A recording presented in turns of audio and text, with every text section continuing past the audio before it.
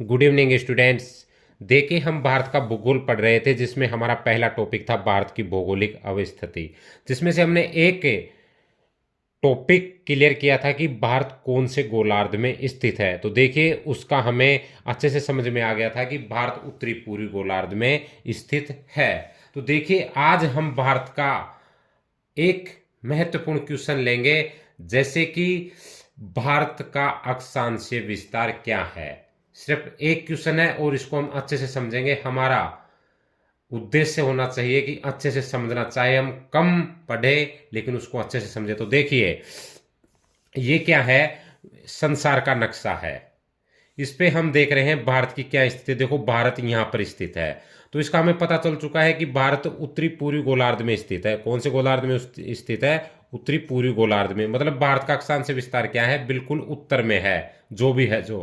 तो देखो, 0 degree, 0 degree जो भूमध्य रेखा है, जो भारत के बिल्कुल दक्षिण में होते हुए गुजर रही है। अब हम बात करते हैं भारत का अक्षांश विस्तार क्या है। तो देखो, भारत का अक्षांश विस्तार, भारत यहाँ पर है, भारत है, तो इसका अक्षांश विस्तार क्या है? तो यहाँ से यहाँ तक क्या है?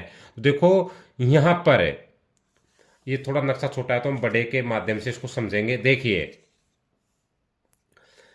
भारत 0 डिग्री भूमध्य रेखा से उत्तर की तरफ स्थित है। तो देखो, यहाँ पर मुख्य भूमि है यहाँ पर, और भारत का उत्तरतम बिंदु यहाँ पर है। तो यहाँ से यहाँ तक का हमें क्या देखना है? अक्षांशीय विस्तार। तो देखो, मुख्य भूमि है 8 डिग्री 4 मिनट उत्तरी अक्षांश से 37 डिग्री 6 मिनट उत्तरी अक्षांश तक है। मतलब इसका अक्षांश विस्तार कहाँ से कहाँ तक हो गया? यहाँ से यहाँ तक, यहाँ से यहाँ तक है। ये मुख्य भूमि वाला अक्षांश विस्तार है। लेकिन जल में भी एक बिंदु है अंडमान निकोबार द्वीप के बिल्कुल जस्ट नीचे, जिसको बोलते हैं हम इंदिरा पॉइंट।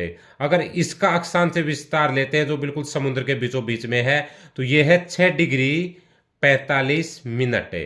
तो देखिए, मुख्य भूमि से तो 8 डिग्री 4 मिनट से चालू होता है इसका देश अक्षांशीय विस्तार।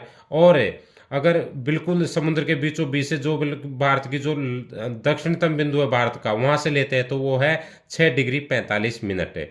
यहाँ से यहाँ तक का ये जो विस्तार है, यह अक्षांशीय विस्तार कहलाता है। तो सभी बच्चे अच्छे से समझे इसको, बिल्कुल क्लियर हो जाएगा आपका। Thank you.